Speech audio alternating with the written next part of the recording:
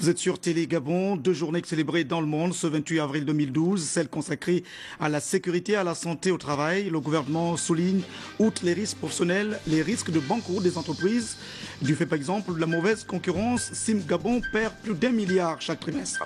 Et puis la journée de la Terre qui invite les élèves du Gabon à préserver l'environnement. Madame, Messieurs, bonsoir et bienvenue à cette édition d'information. Ce 28 avril 2012, nous l'ouvrons avec les suites du conseil de cabinet présidé, vous le savez, hier au Palais de la Présidence de la République par le chef de l'État, son Excellence Sali Bongo Ondimba. Cette méthode de communication tranche justement avec les mécanismes habituels qui concourent à la prise de décision. Je vous propose ce reportage de Bienvenue Meko de la presse de la Présidence de la République. Le palais présidentiel, en cette journée particulière, a vécu son premier conseil de cabinet. La rencontre est la toute première du genre pour le chef de l'État et les experts de l'éducation et de l'enseignement supérieur qui inaugurent ce cycle, ce nouveau procédé d'échange et de communication. La rencontre avait pour but d'examiner les questions de fond et la meilleure façon d'orienter dans les prochaines années les problèmes de l'éducation et les infrastructures relatives à ces éducations. Donc à la fois la meilleure façon d'organiser les formations et la meilleure façon d'organiser les infrastructures qui accompagnent ces formations. Initié par le président de la République, le conseil de cabinet trouve sa spécificité dans l'étude des questions ciblées et bien précises. Des questions de développement scrutées, étudiées et discutées par des experts et des décideurs du département à l'ordre du jour. Donc on a passé beaucoup de temps à écouter l'exposé qui a été fait par le ministre de l'Éducation nationale sur le système de formation.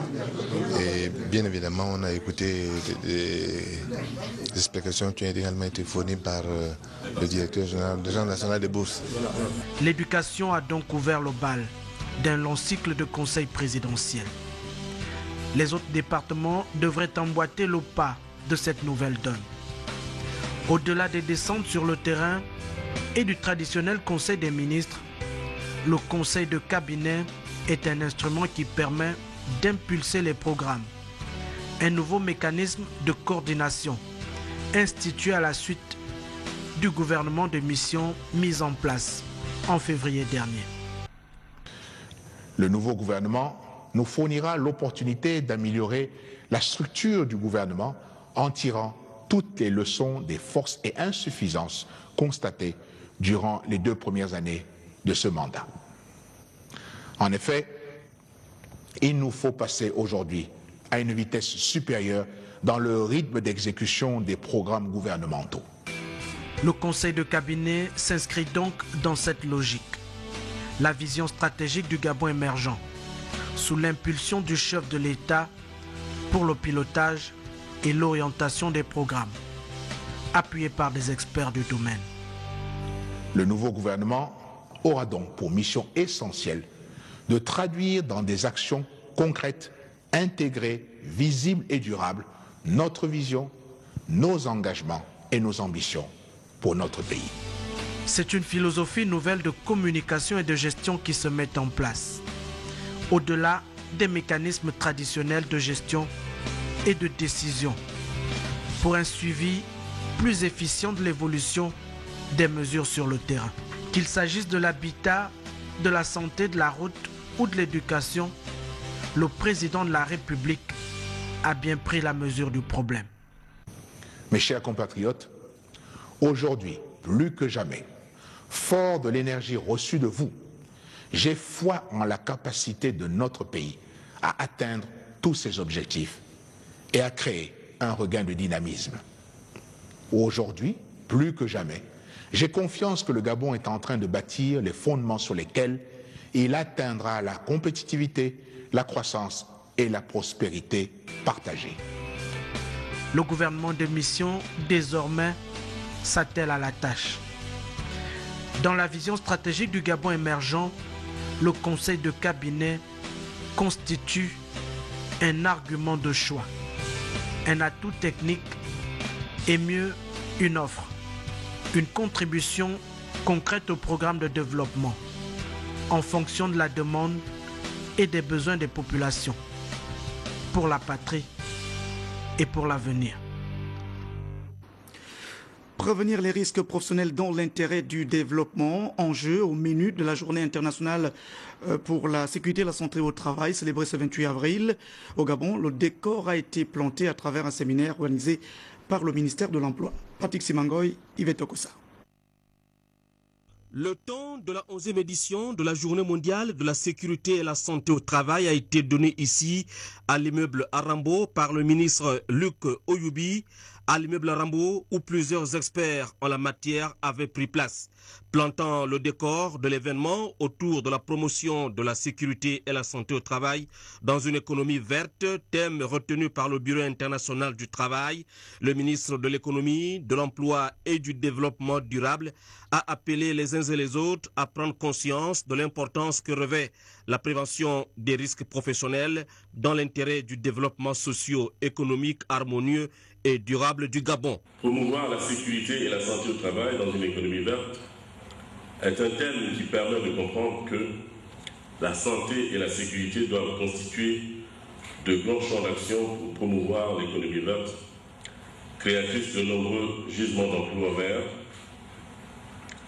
ce qui cadre parfaitement avec la politique de l'émergence prônée par le chef de l'État, son Excellence le Président Ali Bongo Ondimba. Je saisis cette opportunité pour rendre un vibrant hommage au Président de la République qui a été un visionnaire lorsqu'il décida en 2009 de faire du Gabon vert un des pans privilégiés de son action politique. Vu la qualité des exposés qui ont été présentés ici, j'ose espérer que les conclusions issues de vos débats fructueux permettront à toutes les parties prenantes du monde du travail de réexaminer leur point de vue sur la problématique relative à la prévention des accidents du travail et aux maladies professionnelles. Pour cela, je voudrais adresser ici mes félicitations à l'ensemble des intervenants pour le travail abattu, car cela va probablement contribuer à la redynamisation de notre politique nationale en matière de sécurité et de santé au travail. Sur ce, je déclare clos le séminaire sur la promotion de la sécurité et de la santé dans une économie verte. Le séminaire a ensuite fait place au débat sur les atouts du Gabon émergent pour une économie verte, les risques professionnels dans l'agroforesterie au Gabon, la contribution de l'entreprise au développement vert, le cas de BGFI Bank et bien d'autres. Ce séminaire a permis au gouvernement, aux employeurs, aux travailleurs et aux organisations syndicales de définir ensemble la politique de prévention des risques professionnels. La politique de l'émergence et le développement durable, chère au chef de l'État Ali Bongo Ondimba, œuvre finalement pour offrir à chaque Gabonais un travail décent, plaçant ainsi la protection du travailleur au cœur de l'action gouvernementale. En dehors de ce cadre solennel, les autorités du ministère en charge de l'emploi se sont rendues en Toum pour rencontrer les personnels de l'une des entreprises ayant des activités qui ont un rapport avec la santé des personnels. Il s'agit bien sûr de Sim Gabon, compte rendu de séance de travail avec Patrick Simangoy et Clissé Maïnda. La ville d'Untoum, située à plus de 40 km de Libreville, a eu le privilège de recevoir la délégation ministérielle conduite par le ministre délégué à l'économie, à l'emploi et au développement durable. À la cimenterie d'Untoum, M. Désiré Guédon et le groupe d'experts de son département sont allés toucher du doigt les efforts consentis par Sim Gabon dans la promotion de la sécurité et de la santé au travail dans une économie verte. Le gouvernement de Raymond Donksima a voulu faire de cette problématique cette année un objectif du développement durable. Sim Gabon et son directeur général, David Jaminson, l'ont compris parce qu'ayant anticipé par la création d'un cadre acceptable de travail faisant de la politique de santé et de sécurité au travail un engagement qui précède toute organisation au sein d'une entreprise. Les statistiques santé et sécurité à Sim Gabon sont appréciables à plus d'un titre. 6 accidents de travail, 127 jours perdus et 0 décès en 2010, 15 accidents de travail, 77 jours perdus, 0 décès en 2011 Et enfin, 5 accidents de travail, 23 jours perdus et 0 décès cette année 2012 qui n'est pas encore terminée. Déjà en place à Sim-Gabon, la politique HSE et le plan de formation, la semaine de sécurité, le comité de développement durable et biodiversité conformément à la réglementation internationale ISO 14001. Des innovations notables depuis la mise en service de Sim-Gabon Antoum en 1979. Outre la prise en compte du plan sécurité santé en milieu professionnel, l'entreprise Sim-Gabon fait également face à d'autres risques, notamment de banqueroute, peut-être pas encore, mais quand les pertes trimestrielles se chiffrent à plus d'1 milliard de francs CFA, le gouvernement doit faire vite pour trouver des solutions. Patrick Simangoy. Le ministre délégué Désiré Guédon et ses collaborateurs ont voulu apprendre et comprendre sur le fonctionnement de la cimenterie d'Ntoum et de Sim-Gabon en général, installée à Ovendo, Ntoum et Franceville, avec en amont la visite en Ntoum de la carrière de calcaire, matière première incontournable dans le processus de production du ciment au Gabon. Sim-Gabon a constaté le membre du gouvernement fait face aujourd'hui à une rude et déloyale concurrence des producteurs asiatiques. Conséquence, 1 milliard de pertes enregistrées seulement en 3 mois d'activité, la baisse drastique du volume de clinker causée par les importations massives des concurrents précités et du nouvel importateur Faubert met en danger la survie de Sim-Gabon qui contribue et pourtant à la création de richesses dans notre pays à hauteur de 24 milliards de francs CFA chaque année. Nous sommes dans la logique effectivement de la mise en exécution du plan stratégique du président de la République, chef de l'État, dans les 3 piliers qui sont donc le Gabon vert, le Gabon industrie et le Gabon de service. Ici nous sommes même au cœur de ce plan stratégique, puisque nous sommes dans l'industrie et concilié avec l'économie verte. S'il y a difficulté, donc nous sommes obligés de trouver des solutions. Donc nous sommes vraiment dans une logique dynamique de trouver des solutions et dans un contexte gagnant-gagnant. Avec un chiffre d'affaires de 26 milliards de francs pour 4 milliards de salaires payés chaque année, Sim-Gabon appelle de tous ses voeux à la protection de l'industrie cimentière nationale par la mise en place d'une valeur plancher de dédouanement de ciment importé, toute chose qui pourrait éviter la concurrence déloyale qui s'est installée sur le marché. C'est à ce prix que Sim-Gabon ambitionne satisfaire le marché par la production locale de 900 000 tonnes d'ici 2014. Toute autre chose maintenant, mobilisons-nous pour donner à la Terre le message qu'elle attend. C'est le thème de la journée mondiale de la Terre, célébrée ce 28 avril 2012. Les conférences et les réunions qui ont justement permis la célébration de cette journée invitent à la préservation de l'environnement. Je vous propose ce reportage signé Marie-Josée Ndombi de notre rédaction. Cette journée, organisée à Libreville par le programme Globe, répondait là à 2 de ses objectifs: sensibiliser le public sur la protection de l'environnement, aider les élèves à améliorer leurs résultats en sciences. Pour la circonstance, ce sont les élèves de Calazans, du CS d'Akébé, du collège Immaculée et Conception et ceux du lycée Nelson Mandela qui ont été conviés. Globe permet, lorsque les élèves participent au programme Globe, à travers la mise en œuvre de protocoles et la réalisation des activités d'apprentissage, Globe développe chez les élèves le raisonnement scientifique, leur capacité à élaborer et à réaliser des projets de recherche scientifique et aiguise leur créativité. Créativité et compétences scientifiques nécessaires à l'innovation et donc au développement. Au niveau national, chaque club est sous la responsabilité d'un point focal qui regroupe autour de lui d'autres enseignants pour constituer une équipe pédagogique. Les activités de cet établissement actif sont coordonnées par un responsable national. L'éveil et l'initiation en sciences doivent avoir une place prépondérante dans une perspective qui prenne en compte l'approche théorique et les travaux pratiques.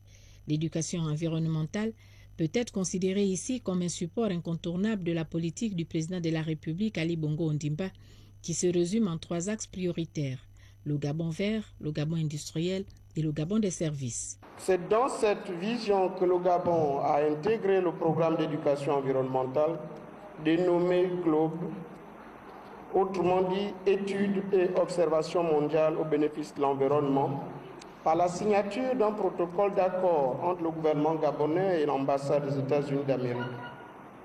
Le programme témoigne ainsi de l'excellence des relations existantes entre les gouvernements gabonais et américains, matérialisées par le soutien constant qu'apporte le gouvernement américain au système éducatif gabonais, à travers notamment l'appui aux activités des ONG et la coordination nationale du programme GLOBE.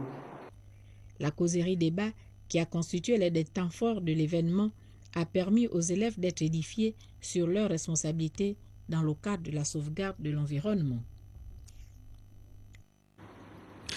Revenons encore ce soir, s'il vous plaît, sur la célébration de la Journée nationale de l'enseignant, consacrée, vous le savez, aux nouvelles méthodes d'orientation, de réorientation universitaire et scolaire. Le thème a été d'ailleurs largement débattu à l'Université des sciences de l'organisation. On retrouve pour les détails Firmé Eric Mbadinga de la rédaction de Gabon Télévision. La célébration de la Journée nationale de l'enseignant a été marquée cette année par plusieurs manifestations qui ont ponctué le programme tracé par le ministère de tutelle. À l'instar des autres structures éducatives, à l'Institut universitaire des sciences et de l'organisation Sophie Ntoutoum Eman, la Journée de l'enseignant a mobilisé autant de personnes autour de la conférence débat animée par le professeur Hervé Ndoumé sur le thème « Les nouvelles modalités d'orientation et de réorientation scolaire et universitaire ». La loi 21-2011 portant orientation, éducation, formation en République gabonaise, il consacre un titre, le titre 6. C'est dire combien cette question est majeure. Mais au-delà de la loi, il y a une réalité statistique. La masse d'étudiants arrivant dans nos universités, la faible insertion professionnelle de ces derniers dans le monde du travail, et puis peut-être des besoins nouveaux nés de l'évolution de notre société de façon globale. Après l'exécution de l'hymne national, c'est la directrice générale de cette structure universitaire qui a prononcé le mot de circonstance. Permettez-moi de m'adresser particulièrement aux enseignants, chers collègues. Cette journée est particulière en ce qu'elle constitue une marque de reconnaissance très forte de notre action au service de la jeunesse, au service de notre pays et globalement au service de la société. Les principes d'orientation et de réorientation et les applications des orientations et réorientations en milieu universitaire, ce sont les 2 principaux sous-thèmes qui ont fait les temps forts de cette Journée nationale de l'enseignement à l'Université des sciences de l'organisation USO pour cette année. L'éducation encore et les éducatrices communautaires et de haute garderie qui sont à l'école de la maîtrise des droits de l'enfant. Un atelier vient d'ailleurs de leur être consacré à Franceville. Les travaux ont pris fin en présence de Pélagie Mbouyi et de Médaringek. Pendant 48 heures, les éducatrices communautaires et des alto-garderies des provinces du Haut-Ogoué et de l'Ogoué-Lolo ont acquis des rudiments nécessaires pour amener les familles à mieux connaître les droits de l'enfant. La réalisation de ces travaux a été possible grâce à la forte implication de l'UNICEF, à qui nous adressons ici notre profonde gratitude pour leur soutien multiforme lors des activités menées par notre département en faveur de la protection de l'enfant. Au moment où vous allez rentrer dans vos structures respectives, permettez-moi de vous rappeler qu'il est plus qu'indispensable que vous mettiez en œuvre tous les enseignements reçus, que vous les appliquiez et les transmettiez à vos collègues qui n'ont pas pu faire le déplacement de Franceville. C'est cela qu'on appelle la formation des formateurs. Au cours de cet atelier, les experts ont abordé les techniques de communication, les violences faites aux enfants, les activités d'éveil scientifique et technologique et les droits de l'enfant. La communication pour le développement, en fait, elle cible les changements de comportement. Et elle montre que on utilise différents relais pour pouvoir changer les comportements et aussi que on s'attaque aussi aux normes sociales qu'on change pour arriver au changement de comportement à la fois de l'individu et de la société. Renforcer les capacités donc, de ces éducatrices communautaires dans le domaine des droits fondamentaux de l'enfant. Elles ont la mission de servir d'interface pour servir aussi de véhicule en matière de communication des droits de l'enfant auprès des familles et des communautés. Et l'un de ces problèmes, qui est le plus récurrent par exemple, qu'on remarque aujourd'hui, c'est celui de l'enregistrement des naissances. Dans les activités d'éveil scientifique et technologique, il y a une interdisciplinarité avec d'autres activités telles que les perceptivo-motricités, les logicomates, le langage et les travaux manuels. Et respecter la démarche et les différentes étapes quant à la présentation proprement dite de l'activité. Ici, le sentiment des séminaristes. Nous, séminaristes, recommandons la pérennisation de cette initiative, la vulgarisation de la communication pour le développement sur toute l'étendue du territoire national. La remise des attestations de participation et la visite des cases communautaires de Bakumba et de Moy ont mis fin à la rencontre de Franceville sur les droits de l'enfant. Encore ce soir, les grands projets du président de la République, Ali Bongo Ondimba, pour aller évaluer à Port-Gentil, la capitale économique, les travaux d'aménagement du site qui doit accueillir la future centrale thermique à gaz, construite, vous le savez, par Télémania comme celle d'Ovindo à Libreville. Il faut juste préciser que les travaux de terrassement sont jugés très délicats par une mission du ministère de l'Énergie. Isabelle Bécalé. Il est prévu pour la construction d'une centrale thermique à gaz sur ce site de Port-Gentil. Dans sa première phase, les ouvriers et autres techniciens procèdent aux opérations de remblai pour stabiliser le terrain. La zone marécageuse oblige à cette activité primaire. La société Télémenia avait prévu 2 mois pour assécher le terrain. Petite ou grosse difficulté, ici, la nappe d'eau impose de plus en plus à l'opérateur de prospecter pour disposer de plus de sable de remblai. Les difficultés qu'on a ici, vraiment qu'on respecte pour le sable, nous on a cru que ça va prendre à peu près 1 mois pour remplir toute cette région-là et faire nos travaux parce qu'on a promis, notre contrat c'est 12 mois pour donner une station que normalement ça prend 3 années. On va faire tous les efforts. Si on voit que le sable ça va venir et on va nous aider bien et vite fait, on peut continuer à travailler jour et nuit pour donner vraiment le système à 12 mois. L'équation de sable est à résoudre en temps réel pour répondre aux impératifs de livraison brandis par le ministère de l'Énergie au regard de l'enjeu lié à l'exécution du projet. La centrale de Port-Gentil étant déjà d'une certaine époque, le gouvernement gabonais a jugé nécessaire de construire une centrale thermique pour déjà assurer les besoins de la zone économique de l'île Mangi et également pour les populations de Port-Gentil.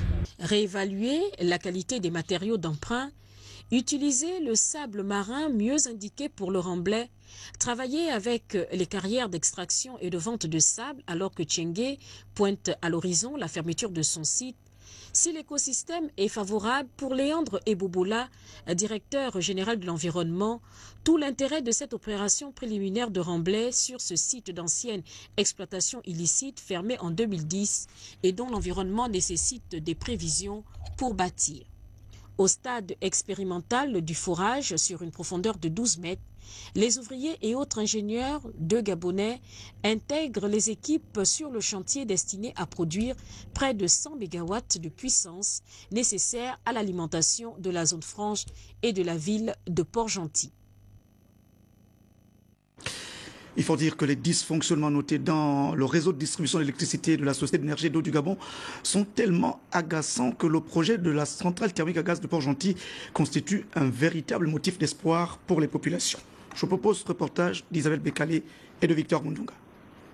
Dans la capitale économique, la partie nord réservée au développement de l'industrie et la partie sud à l'extension de la ville commandent au gouvernement de prendre des dispositions pour aménager ou réaménager la cité. Les Port-Gentillens, en direction de qui se sont adressées les instructions du président de la République, chef de l'État, à l'occasion du Conseil des ministres délocalisés de Port-Gentil, ont en mémoire une promesse, celle de bâtir autour de leur quotidien de meilleures conditions de vie. L'eau et l'électricité, des ressources essentielles, manquent de satisfaire la demande croissante face à l'offre et à l'origine de toutes les critiques. Au niveau du courant, nous vivons les mêmes problèmes qu'à Libreville. Au niveau de l'eau aussi. Ici, nous avons aussi des problèmes d'eau. Au mois de juillet, au mois d'août, nous avons l'eau salée. C'est ce qui cause parfois la mort des enfants. Parce qu'en ce moment, il y a l'eau de Mandorové qui se mélange à l'eau de l'océan. Donc ce qui fait que l'eau est parfois salée. Nous on souffre tellement pour la SCG ici à Port-Gentil. Le problème de courant, le problème d'eau. Dans mon quartier maintenant ici à Ombo Santa, ça fait 3 jours maintenant.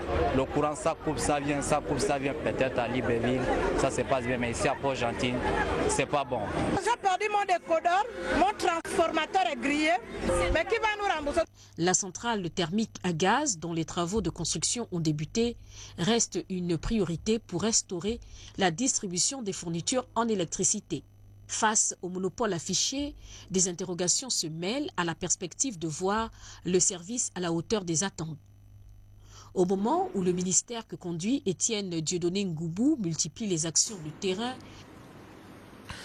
voilà donc Victor Mundunga et toute la mission du ministère de l'Énergie qui ont dû rester à Port-Gentil pour cause d'annulation de vol. Bon courage.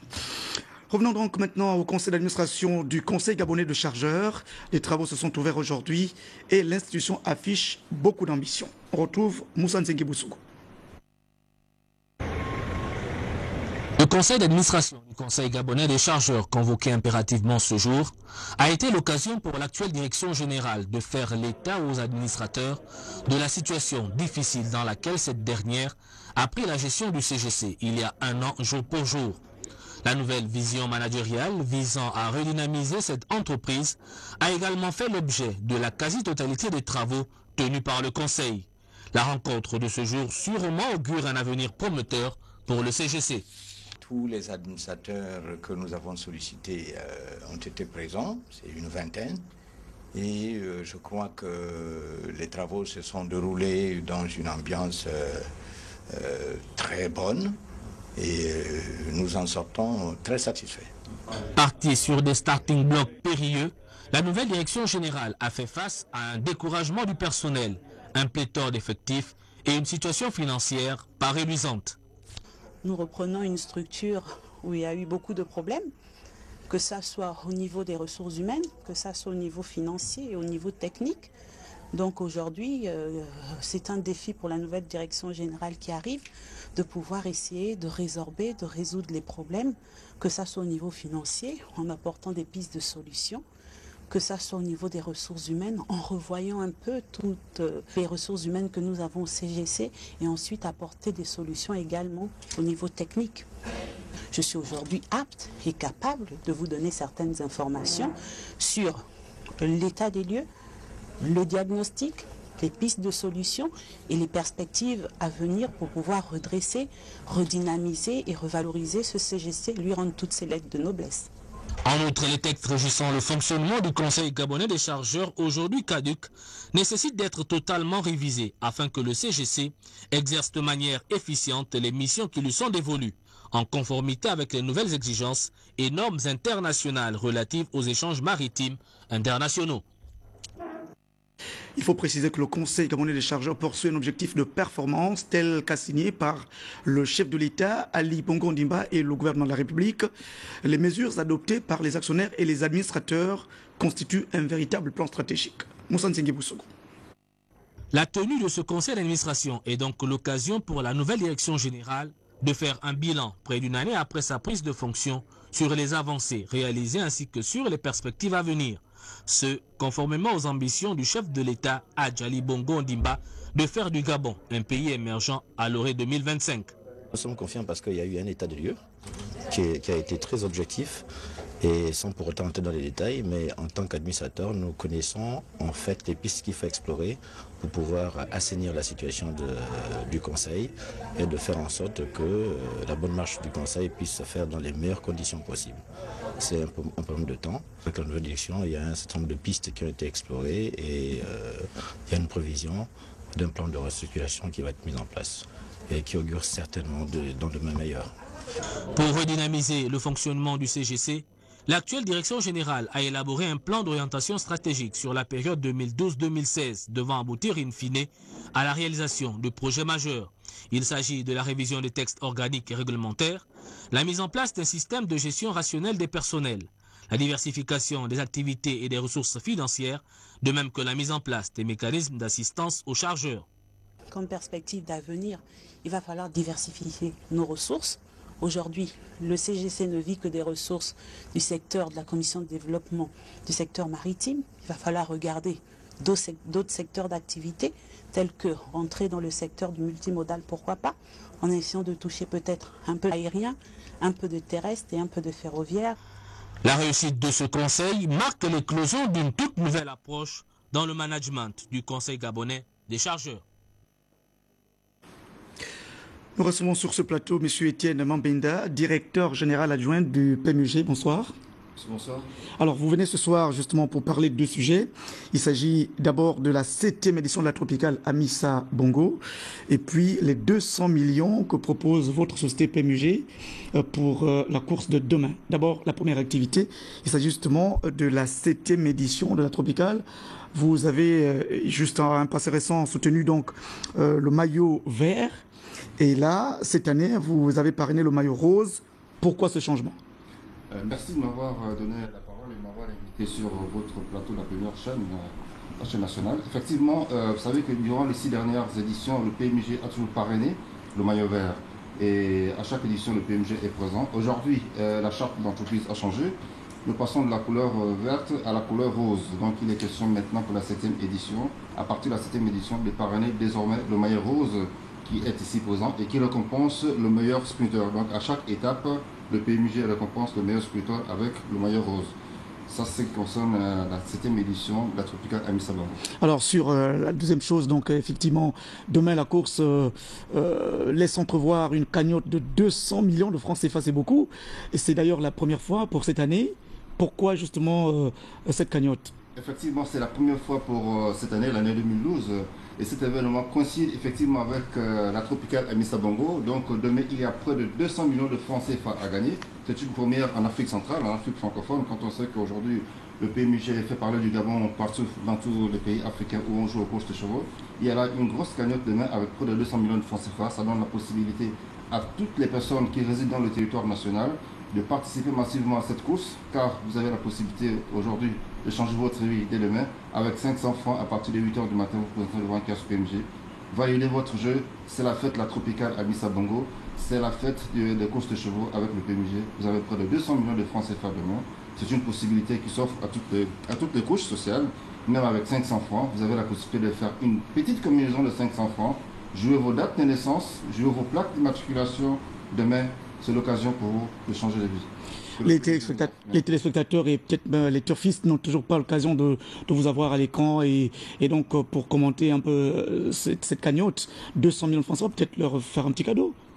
Comment peuvent-ils jouer ? Oui, effectivement, nous avons nos délégués commerciaux qui ont été formés pour. Ils sont spécialisés pour prodiguer des conseils à tous ceux qui veulent jouer pour la première fois. Évidemment, tout juste après le plateau, après le journal, vous allez suivre l'émission Champ Total qui vous donnera la possibilité effectivement d'avoir quelques tuyaux. Mais le seul conseil que je vous donne, lorsqu'il s'agit d'un montant assez énorme comme celui de demain, je vous assure que vous avez la possibilité de jouer vos dates de naissance, les numéros qui vous passent par la tête, parce que là, la chance appartient à tout le monde. Il ne suffit plus de faire les statistiques, même avec 500 francs, nous le voyons tous les jours au PMG. Avec 500 francs, vous avez la possibilité de jouer 10, 15, 20 millions de francs CFA que vous pouvez gagner. Donc pour demain, avec 200 millions de francs CFA, allez-y devant votre point de vente, prenez le journal de course. Il n'y a que 16 partants. Demain, c'est sur l'hippodrome de Longchamp qu'aura lieu cette manifestation. En direct sur la première chaîne de télévision, vous avez la possibilité effectivement de gagner cette cagnotte. Merci Étienne Mambenda. Vous êtes donc directeur général adjoint du PMUG, c'est la société de parrainage de Paris. Voilà, je vous précise. Tout à fait. Donc, nous allons pour la boucle de cette édition d'information parler un peu de politique, et pas forcément chez nous. C'est une délégation du RDPC, le parti du président Paul Biya au Cameroun, qui vient de séjourner et rencontrer les compatriotes camerounais de la capitale économique Port-Gentil. Reportage Télé Gabon Télévision Port-Gentil. C'est pour répondre à l'invitation de la sous-section RDPC de la capitale économique gabonaise Port-Gentil que les Camerounais de la diaspora se sont retrouvés au quartier dit Petite Route de la Mosquée. Avec la célébration des 27 ans d'existence du parti au pouvoir et de la récente réélection de Paul Biya aux commandes du pays comme motif, la cérémonie qu'a organisée la communauté camerounaise de la ville de Port-Gentil a débuté par un retentissement de la concorde.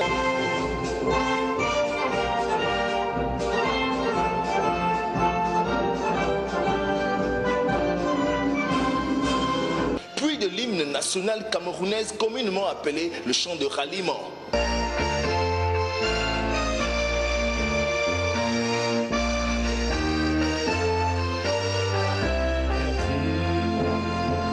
Les discours respectifs du représentant des Camerounais à Port-Gentil et du président provisoire de la sous-section du RDPC de la même ville eurent un ton plus qu'évocateur d'une volonté de rassemblement derrière une seule idéologie, celle de... Voilà donc ce reportage de Gabon Télévision Port-Gentil qui se coupe un peu vite. C'est aussi la technique, c'est pas forcément de notre faute. Merci à Nestor et Komi, à toute l'équipe de la régie qui ont bien voulu envoyer cette édition d'information chez vous. Et surtout, grand merci à la ravissante Pélagine Bouyovono pour la parfaite coordination de cette édition. À demain, 20h. Bonsoir.